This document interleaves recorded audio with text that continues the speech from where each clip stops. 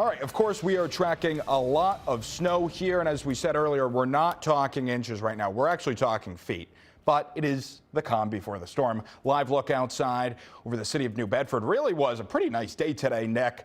But yes, we know the snow's coming, so what? We got to enjoy the weather while we have it, right? John, quiet for tonight, but that's not going to be the case for tomorrow night. We are tracking a major snowstorm developing during the evening hours on Sunday, lasting pretty much all day Monday. This is a 24-hour snow event coming up to start off the work week, and many of us will be staying home, I think, on Monday. Snow begins after 8 o'clock Sunday evening, becoming heavier after midnight, and we are expecting widespread heavy snow, especially right in the Rhode Island area and southeastern Massachusetts. Also some strong wind gusts. Winds could gust up to around 60 miles an hour, those strongest gusts right along the coastline, and this all finally starts to wrap up late in the day on Monday. I think by 6 to 8 p.m. Monday is when we expect the last of the snow to be coming down. Our People's Credit Union Skycam right now, courtesy of Speedcraft Auto Group down at the Beavertail Lighthouse, getting ready for this major nor'easter expected as we head into Sunday. 34 degrees right now in Jamestown. Winds fairly light for the time being, but that's not going to be the case 24 to 48 hours from now. The hour-by-hour forecast overnight tonight, temperatures sliding back to around 26 by 7 o'clock in the morning. Again, we're dry tonight.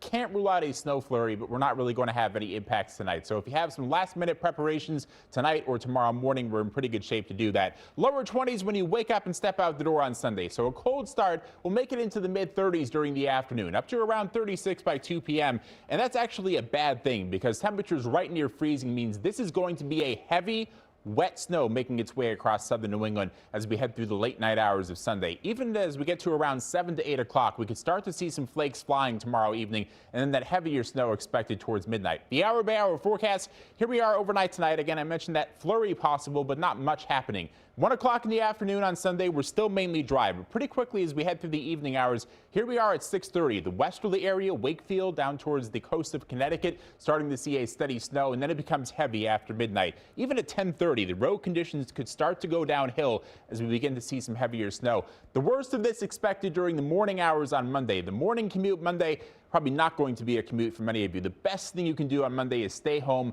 unless it's an absolute emergency. This is going to be a blizzard across the area. The combination of heavy snow and strong winds, 35 miles an hour or greater, is what makes this a blizzard. We do have blizzard warnings in effect. Again, this all wraps up late Monday evening.